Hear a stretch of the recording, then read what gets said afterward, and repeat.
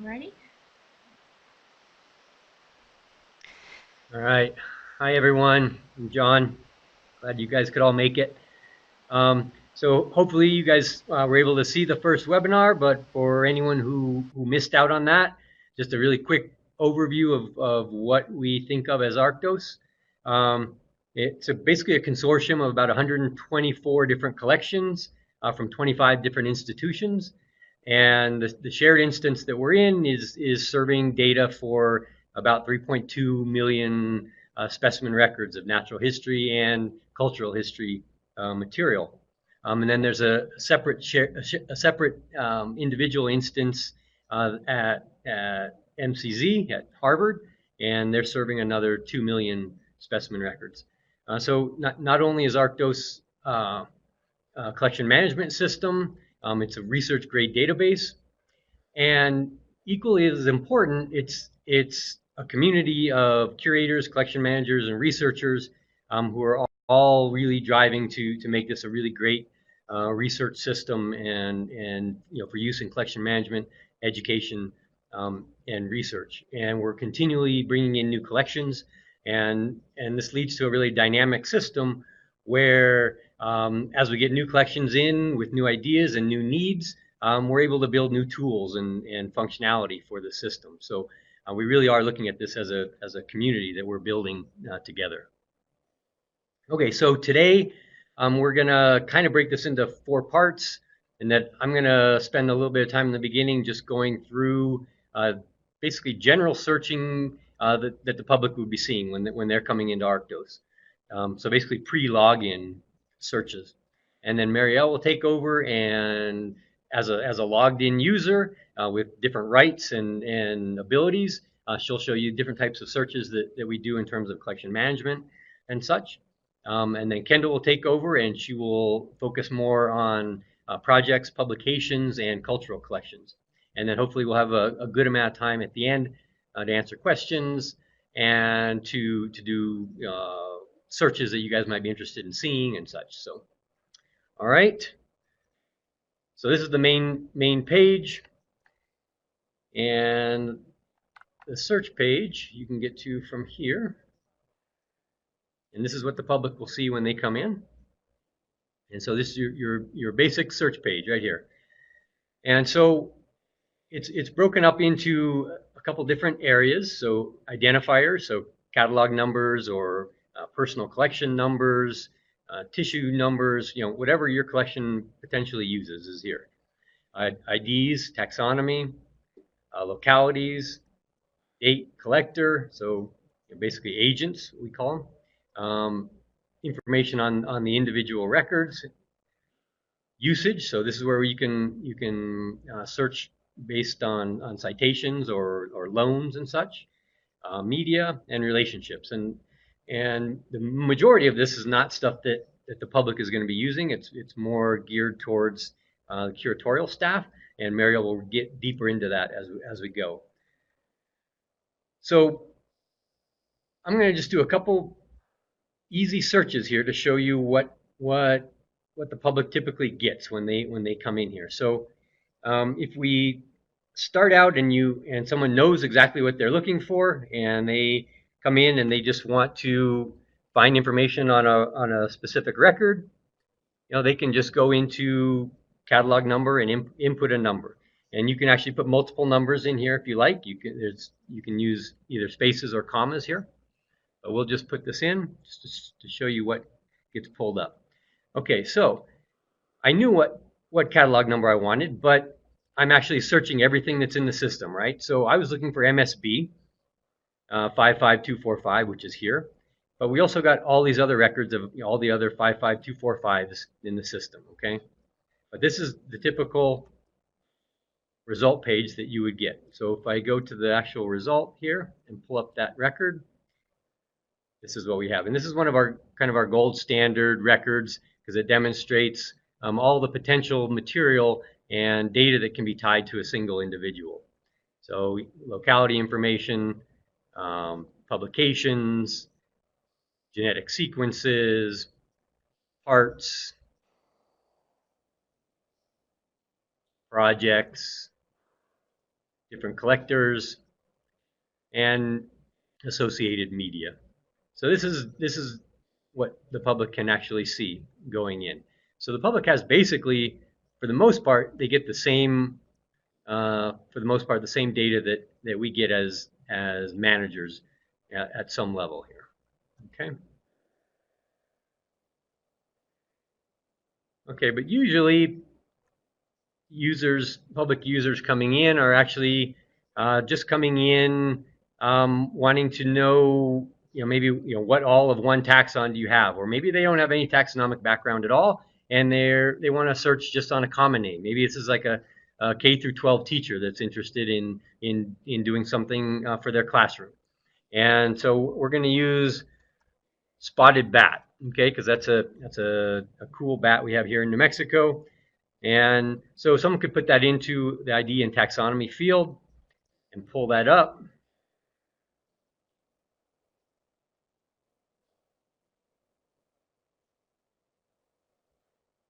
And eventually they would get some results.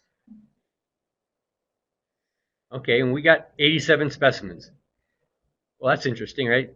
So these are not all spotted bats, right? So we've got fish specimens from a couple different collections. And so while you can get in here with common names, it's really critical to know that common names are shared lots of times, right? And so these fish are actually spotted batfish, okay? And so there needs to be some level of understanding when you're doing these kind of searches as to what really you're pulling up. So I wanted to show that for that exact reason.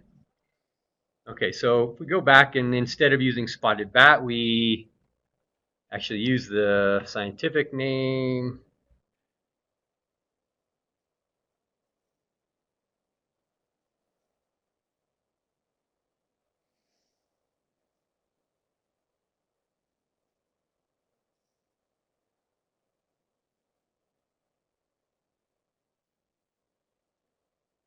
Get 71 specimens. And you can see on these, you can associate various things with each specimen record. So some of these say voucher, and so that means that there's a citation associated with these specimens. Okay. And this gives me all the Euderma maculatum available in Arctos, okay, without any restrictions.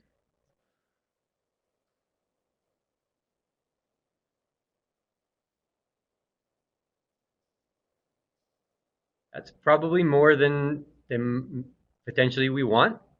And so in order to reduce that, we can do various things to uh, restrict our search. So we can keep that, but then maybe we just want the spotted bats from New Mexico. So a very simple search, narrowing it down by geographic element.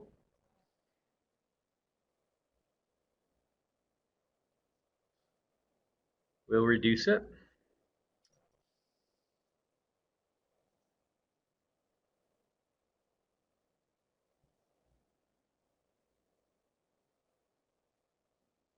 And slowly.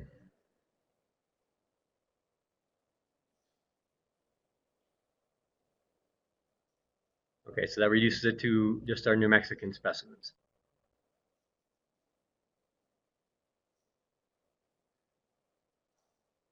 Okay, well maybe we want to reduce it even further. Okay, I was avoiding breaking these down anymore, but I'll just go ahead and open some of these up just to show you that public coming in can use the very minimum here, but if you'd like, you can get to a lot more detail even as a public user. So each one of these larger groups can be broken down and searched on in any number of other ways. So the number of combinations of searches gets really large. Okay, so just as a quick search here, we will do a date range.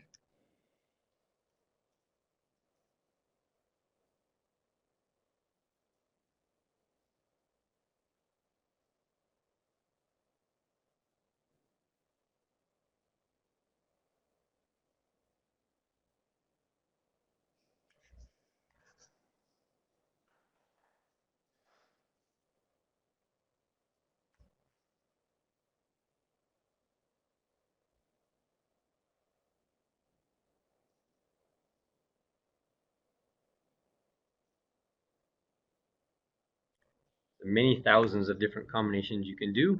You can search on any combination of fields that we have access to here. Okay.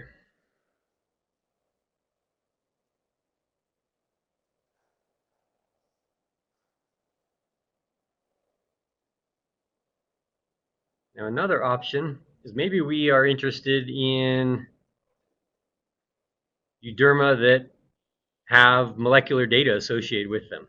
Okay, so Arctos can tie to other databases. And so we can go in and we can select GenBank, for instance, and we can pull out any Euderma that have sequences that have been sent to GenBank. Our database talks directly with GenBanks, and we can go back and forth there. Okay, so here's this individual with a whole bunch of GenBank numbers, as well as the publications that submitted those GenBank numbers. So again, we're tying everything closely together here, which is really critical for tracking these data down the road.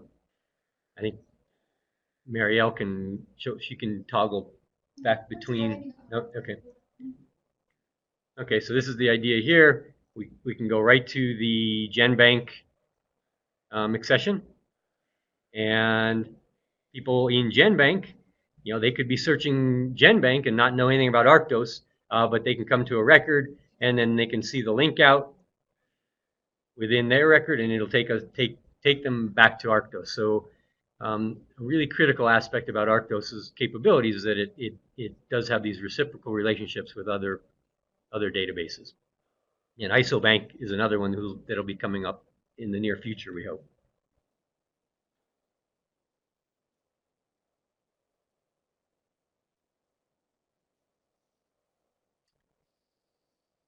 Okay.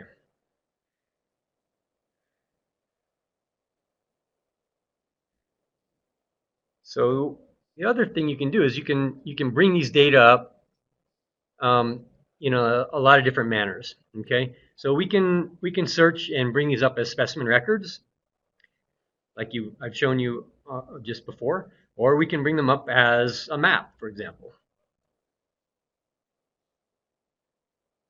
So all the georeferenced specimens that were in our result can then be plotted on either Berkeley Mapper maps, or we can also go directly into, you can download KML files and go directly into Google Earth as well. Oh, sorry. What?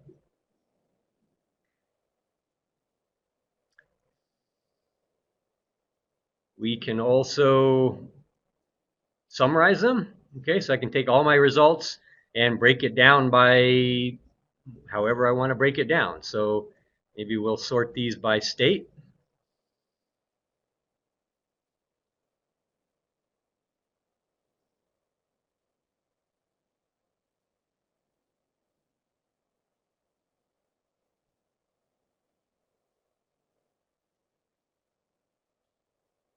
And this is useful for reporting purposes. There's a whole bunch of different reports you can download and use in Arctos.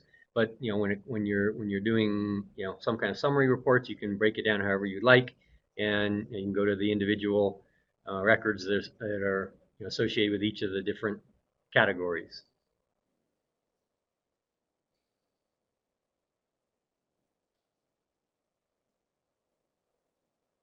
Or you can simply just graph it.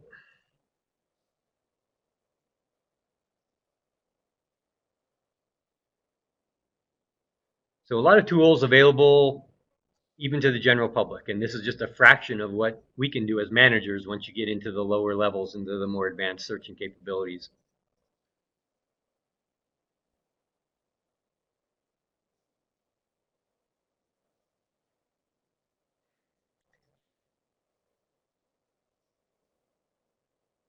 Okay. Okay, so now I'm gonna log in here as Mariel.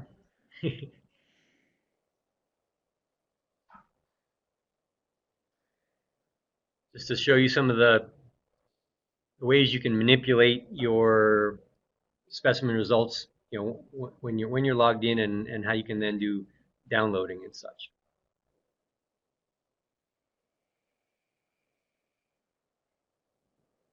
Close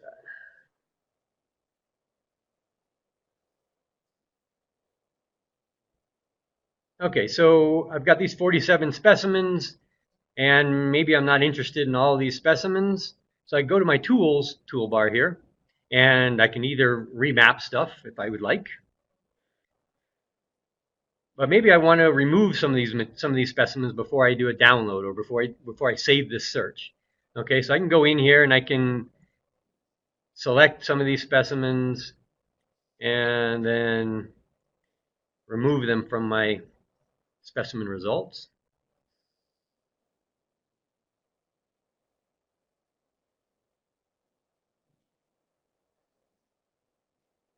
Okay, and then that just gives me a smaller set.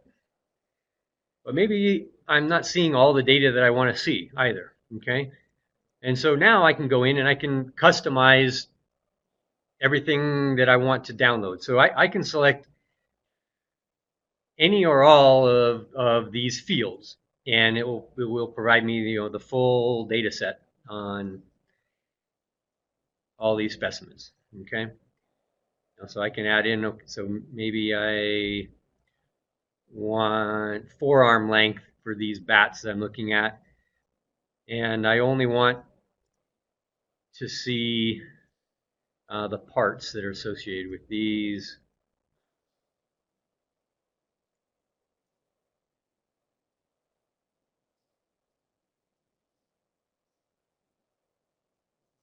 I can't get to my reload.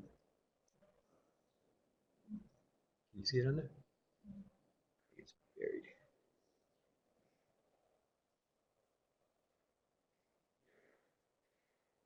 And then you just save it and refresh it, and it will provide you with the extra data fields that you're interested in or not.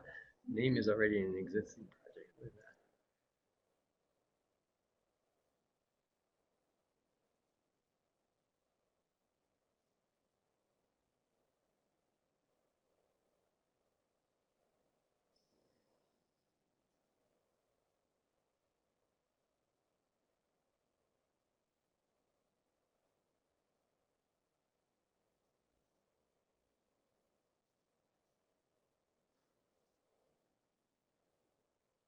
Okay, and then so that adds on the extra data fields that you're potentially interested in downloading.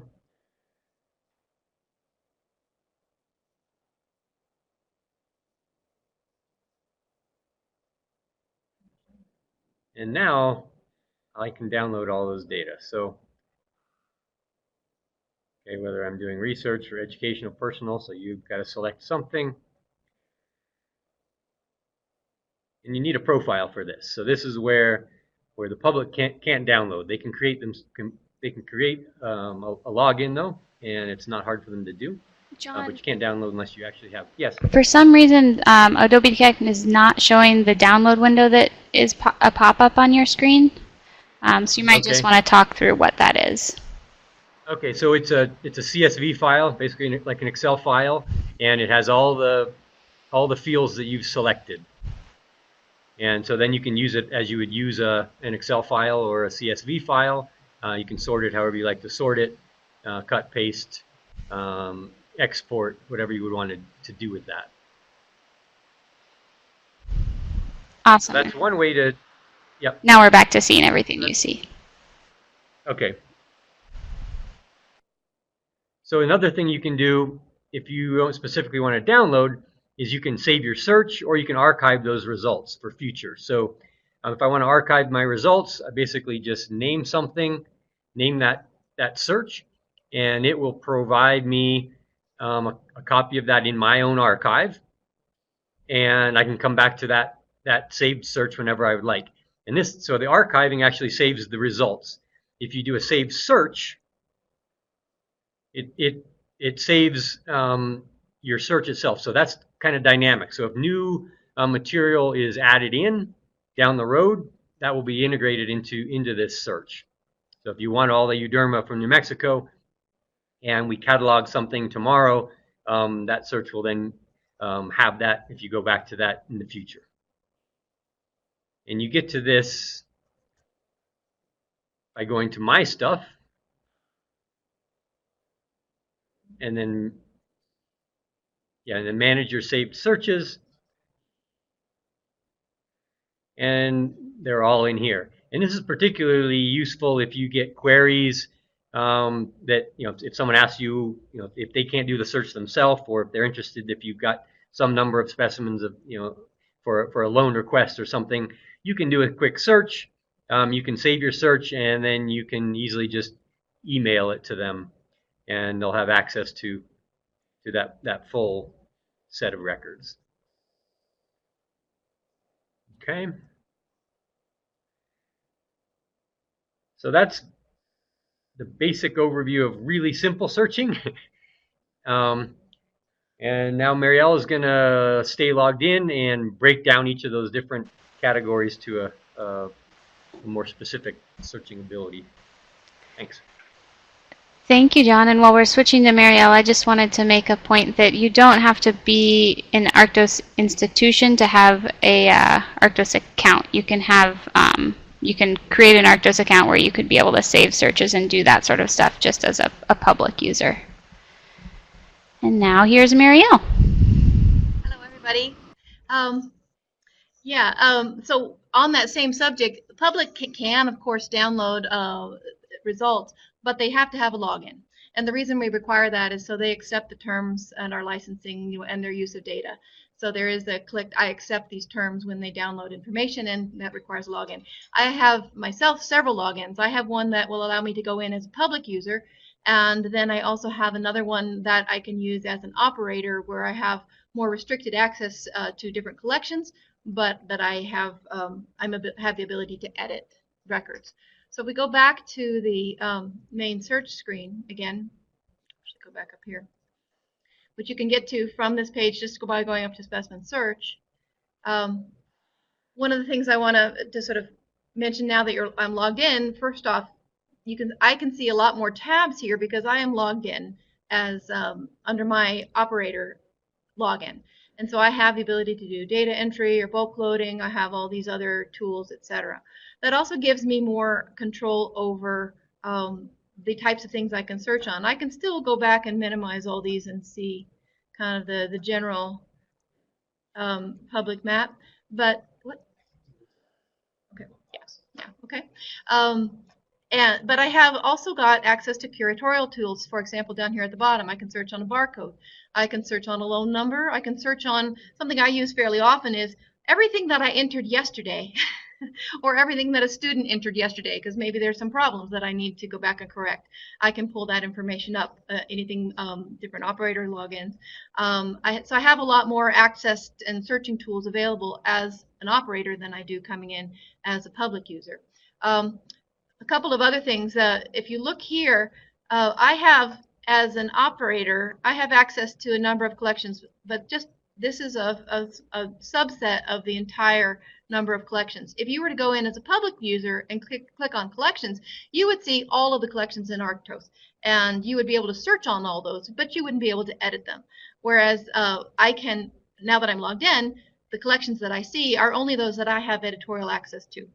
So sometimes if you forget which login that you're in and you're in your own login as an operator and you search on something and you don't see it, it's because it's only, you don't have access to that collection.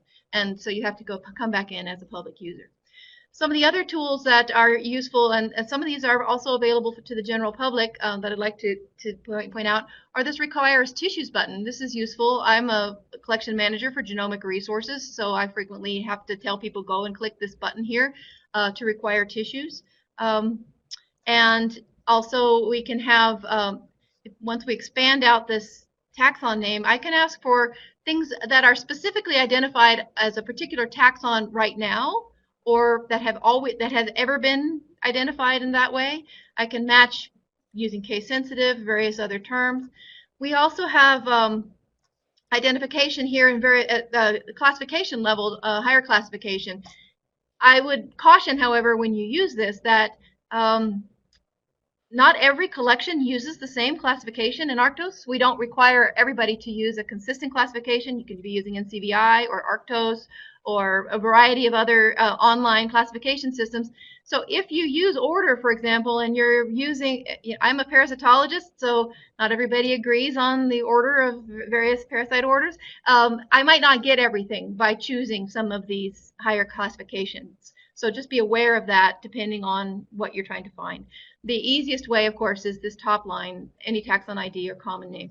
We also do not have common names for everything in Arctos, and as John said, they may end up being used for different taxa. Some other things here on the any geographic element, we have a variety of different things that you can use for search tools. We have this Google map, which you can either show or hide. Google map can be queried using text, or also this a box, which allows you to create a particular area that you want to query. I'm going to try to limit this down here to New Mexico. Okay, somewhat in there, Mexico. Okay, I'm going to put in Mexican wolf, our Lobo, which is our mascot here. Using this tool, I'm requiring tissues. I may also want to have a part. Maybe I want something that has a skeleton as well as tissues. So I might ask for a skeletal element, or I might ask for a whole organism, or I might want something that is a voucher in a publication, or a paratype, or what have you. Media, maybe I want something that has an image associated with it. Or relationships. This is something that we've developed in the last couple of years. Again, as a parasitologist, I find this very useful, but it's useful across collections. Anything that was collected with something else, eaten by something else, the host of or a parasite of something else, that can be added in here. You can create linkages and relationships to other individuals or other cataloged items in Arctos, or to, as John mentioned earlier, to other databases. And then again, the curatorial information. So let's just do this really quickly, this one search, and see. We have a fair number of wolves or Mexican wolves in the collection.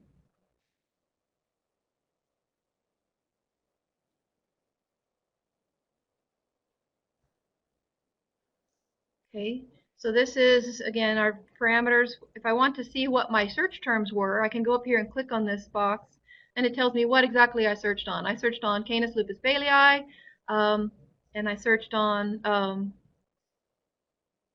that I required it to have tissues. I searched on geographic elements related to this box that I created, and I can also add filters and add rows from here without having to go back to the other page. Now, as John mentioned earlier, you can, since I'm logged in, I can download from here. I can save this search, can customize how things are displayed. The general public only sees a few rows. I have a lot here because I choose to see a lot of content, and that's also what will be downloaded. Once you're in this screen, you can search. You can sort on any column by clicking on the column header. Also, be aware that down here at the very bottom, there is a row count. So I'm seeing the first 100 of these 427 specimens. However, I can choose to see 5,000, let's just say 500 here, or I can go from one page to the next from this screen. One thing I would like to show, let's see if we have any of these, relationships, related items. Here we go. So this one here shows relationships in Arctos. So this particular wolf is the parent of another, of several other individuals. And so if I click on this, this is a live link that will take me out to this related individual, which is the offspring of the parent that we just saw a minute ago. The same situation works for parasites and hosts. This will also work across collections. So these two samples happen to be right now in the Museum of Southwestern Biology. We have the parents and the offsprings of these wolves. But I can do the same thing for a parasite in the MSB parasite collection that has a host at Berkeley or at Alaska. We're able to go across collections within Arctos. If, for example, I have a parasite here in New Mexico and the host is at the Smithsonian, I can put the Smithsonian's catalog number here and create that linkage. But the only way I'm going to get a reciprocal linkage back is if the Smithsonian has a URL that I can link to. So this, in order for the IDs to be able to go back and forth, we need a URL for that linkage, which is what we have when we have the GenBank link that John showed earlier, such as this. So these are linking back and forth through URLs. If the Park Service had one, we could link to theirs. Okay. All right, so one of the other things I wanted to show with this screen is that as logged in, I also have access to loans and accessions. I can see this accession here, all of the individuals that came in this case it was just one that came in with a particular accession. I can get a list of specimens related to that accession. I can also see loan information. Let me go back to here's a list over here. No, specimen list. Okay. One of the things you'll see is Arctos opens us a lot of tabs. You can get lost in your tabs, or it's actually quite useful because you pull up information and it stays there and you can go back to it later. Let's see if we have anything in here that's immediately loaned. Anyway, I want to show you projects as well, and I think Kyndall's going to go through searching for this. We have collectors and agents are all controlled vocabulary. These can be searched as well. So here's an agent, some information on agents and agent activity. Let's go to editing. So we have search boxes for agents. So if I go to my name here, I can search on various people.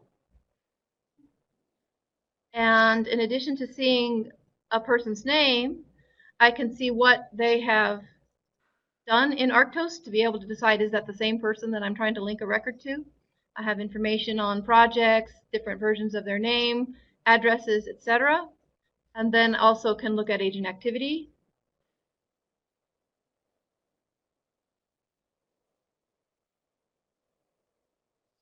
Which should hopefully come up in a minute.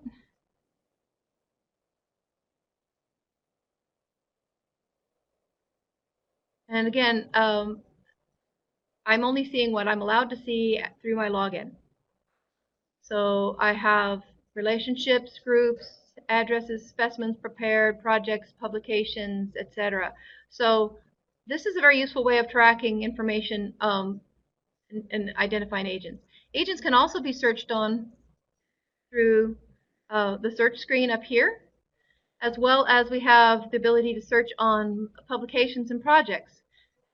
I think we have one of these that has a project. Here we have the U.S. Fish and Wildlife Service Mexican Wolf Recovery Program associated with our wolf samples. I can reach this from the specimen record. This is visible to the public, how many specimens were used, how many were contributed, projects using these specimens, media, etc. And as login, since I have login access, I can also edit this. I can add how much funding was received, what are the sources of funding. National Science Foundation, for example, could be a sponsor. So it's a way to track projects and publications, etc. together. Again, I think Kyndall's going to go through this a little bit more.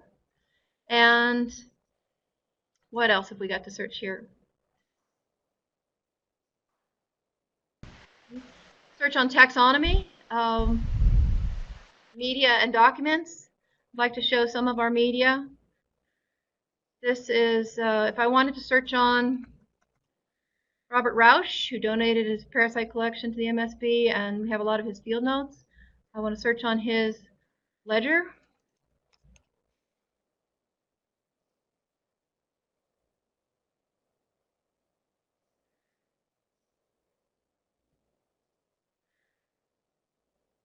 Once it stops searching here. We can also include audio and video. If I go to one of the pages of this multi-page document, you can see this is his first page of his collection ledger, where he examined various animals, in this case chickadee, for parasites, and he recorded what he found. I can download this copy, and I can download the media itself. These are TIFF files, and I can copy them, open them in a new tab, be able to zoom in on them. Over here. Also, you can see that these have tags in this media. So the tags, back over here, but there's control. Here's one of the records. Okay. I go back over here to the tags. These tags go to a particular cataloged item. And by tagging the media, I can go directly to a cataloged item, which is this host, this Canada jay that was examined by Rausch in 1949 in Gardner Creek, Alaska. Looked for parasites. He did find some parasites. Here is the parasite that he found, a filarial worm that's now cataloged in the parasite collection. Also down at the bottom, it's tagged in media. From this record, I can go back from the media to the tag on his original ledger. So these are very easy to create, these tags. So they're also searchable, again, by the general public as well. Some other search terms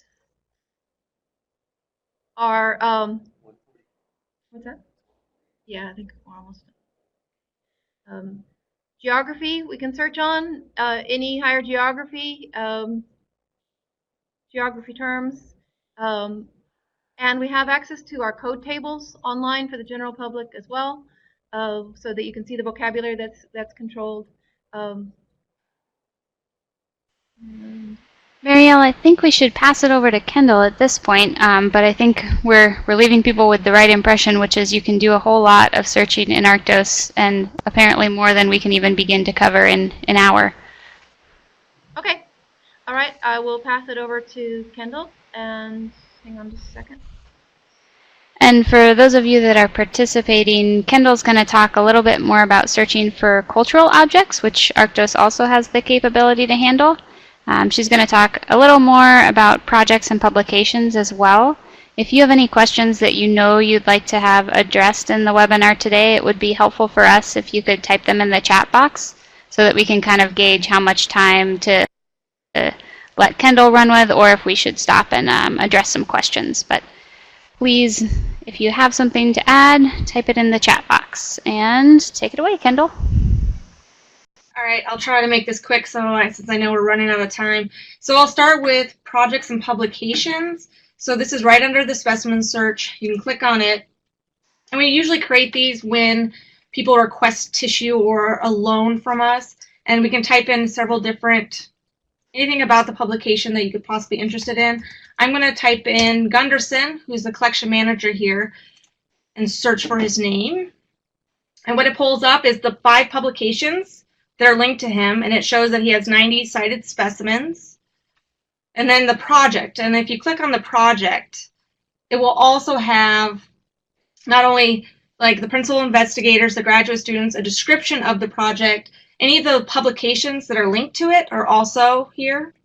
It also has the specimens used, so the specimens used in this project, what's been contributed to it. So they went out and collected 196 specimens for this project, and then also projects that have used these specimens.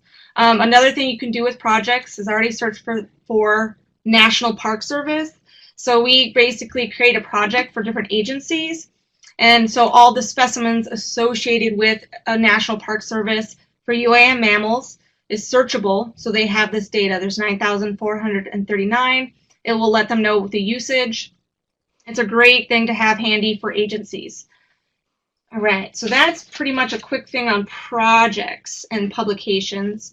And then if we go back to the specimen portal, so this was designed for biological collections, but we have cultural collections that are entering into Arctos. We have an ethnology, which is pretty much Alaskan modern history, and then archaeological collections, and then our fine arts collection is joining, in the process of joining. And so most of the stuff that you can search for, like location, accession number, catalog number, you would do the same, but a little bit different that are not intuitive. So any taxon name, it doesn't have to be, as John pointed out, it doesn't have to be, spotted bat. But let's look up parka. And I put an equal sign in the front, so that way it pulls up only things that are labeled parka instead of like parka squirrels, which are ground squirrels. Because we are actually looking for the actual hooded jackets made of animal skin. And so then it brings up all the different parkas that we actually have in the collection. And then if we go back, we can also do show and the search terms, but you can also edit your search terms and do requery if you're interested. So then another place where you can search for it besides the taxon name is if you scroll down to biological individual, and you can pick attribute, and you can do, there's abundance, there's age classes, there's build depth, anything that you're kind of interested in. If you want, you can search here. And some things that people wouldn't think to be under biological are going to be, let's see, the culture of origin or culture of use. So if you type in that, you can do equals, contains, greater than, and then we're going to type in Aleut. And this is in Alaska. You can do Athabascan, Inuit, and so that will bring that up. That searches.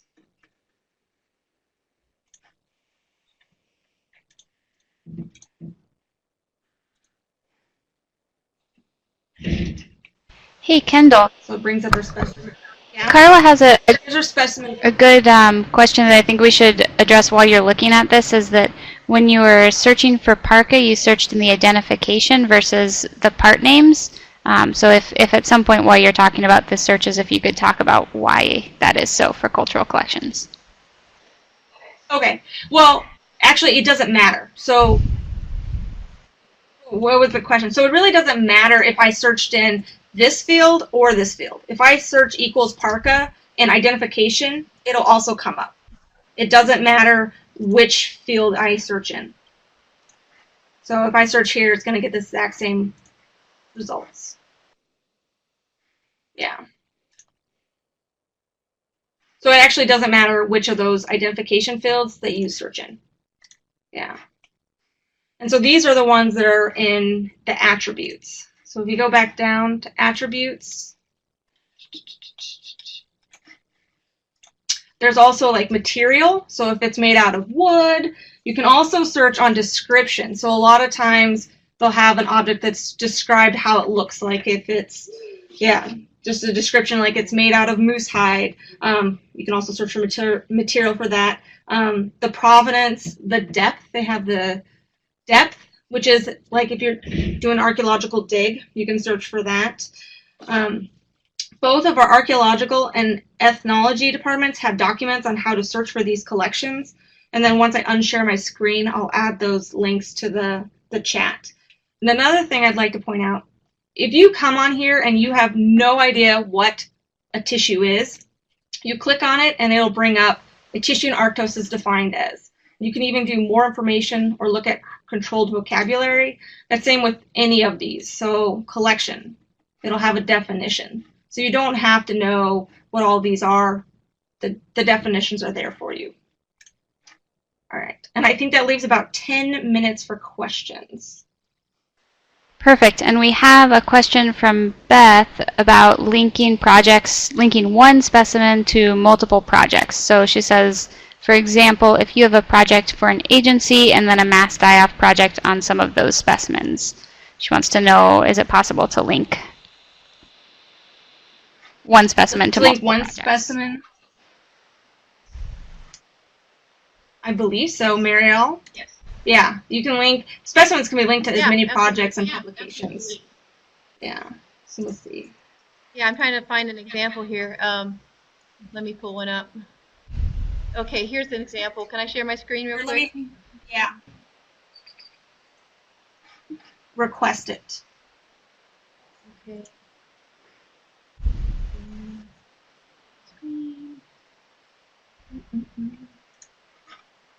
So this is that Endogalomes that John was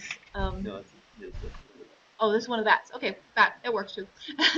So here down on this bat, you can see all of it's contributed by a couple of projects actually.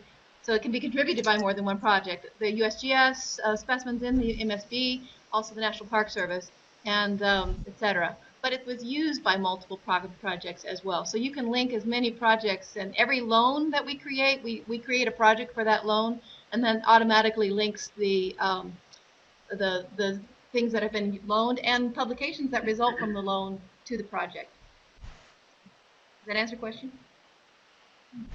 And that's why we harp on people to cite our specimens, is so we can create these linkages.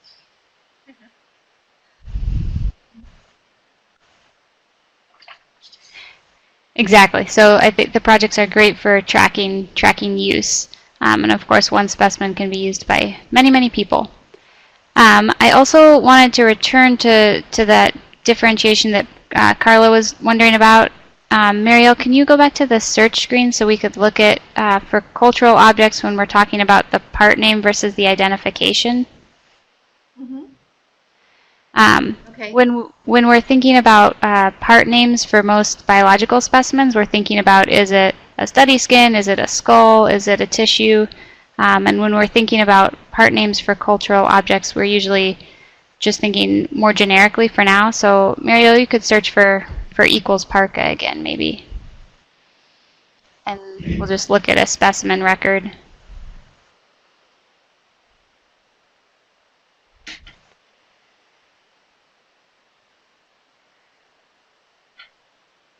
One thing that I think Arctos does well.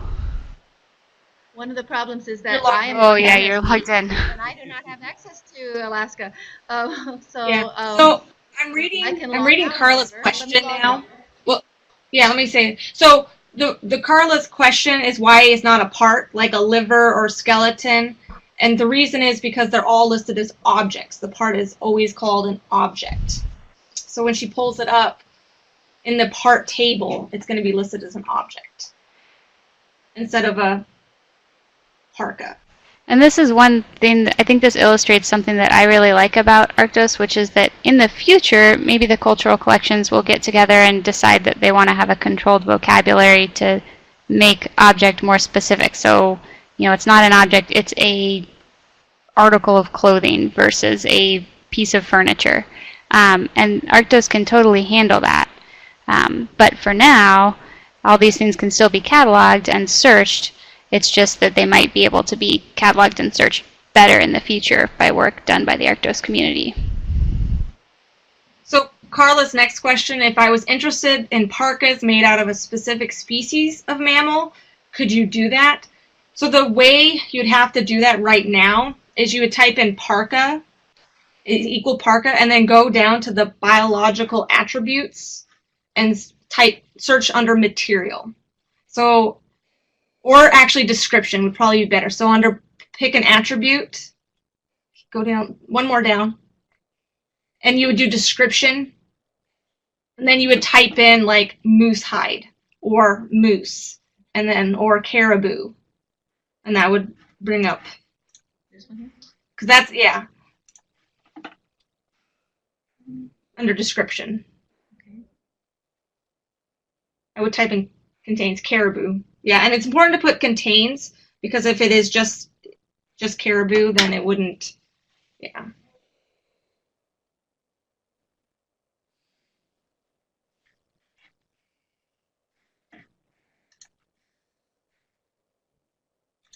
Cindy's asking how many cultural object collections are in Arctos right now.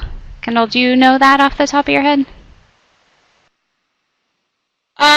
I have no idea. I know our ethnology collection is. I know another institution has their ethnology collection. We have archaeology and our fine arts, but I don't know how many objects they have. At Chicago, we have our scientific history and models collections entered as an ethnology collection in Arctos. I think that's the one I see. It's mostly Alaska that's doing a lot of the heavy lifting in making Arctos friendlier for cultural object collections.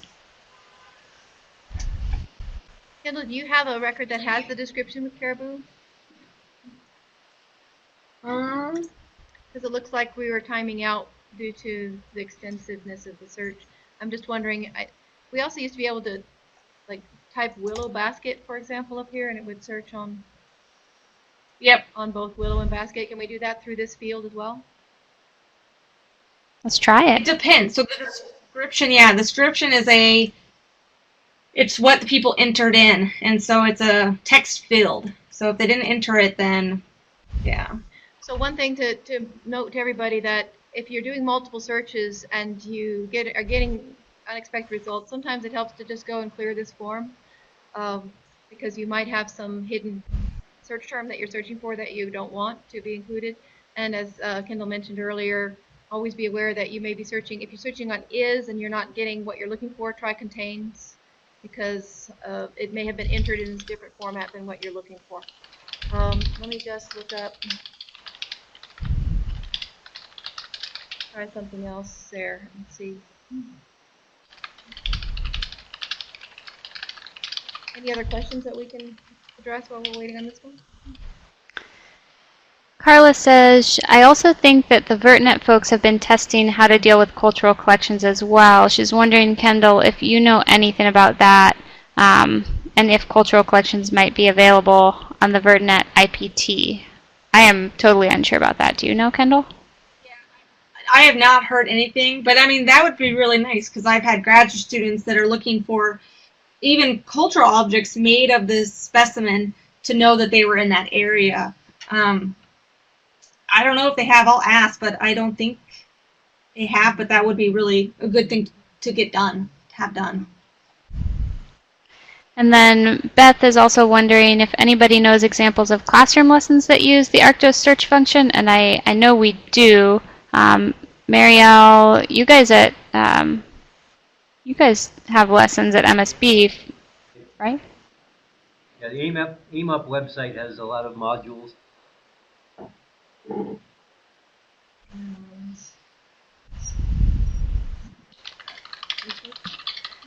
So AIMUP was a project to integrate collections in undergraduate education. I also know that one of our collection managers, Teresa, at University of Texas El Paso, put together a video on searching in Arctos that she is using with her classes. So I'll try and find the link for that. Oh, there we go.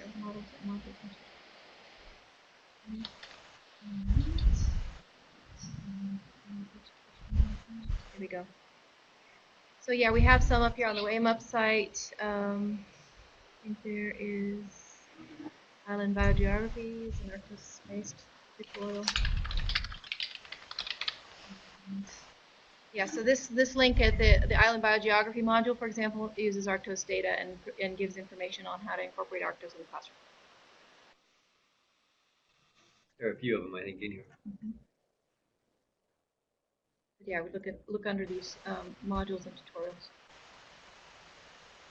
Okay, introduction to using Arctos there. Oh, thank you, Teresa, for sharing that link. Beth, if you're interested in using Arctos for your undergrads, I know there are other people in the Arctos community that would be as well in sharing resources, so you should think about reaching out to the Arctos email list. We're just about at the end of the hour. If anybody has any last questions, you could put them in the chat. Otherwise, I want to remind you that by filling out this post-webinar survey, which I just linked, you can keep attending these webinars last minute without having to register for them, which I find very helpful. So iDigBio is kind enough to host these for us, and this is how we can help them continue helping us. I also want to say thank you to John and Mariel and Kyndall. John and Mariel especially had a lot of technical problems and still managed to put on a great show, which is always a little nerve-wracking when you're doing a live demo. So thank you to all of them.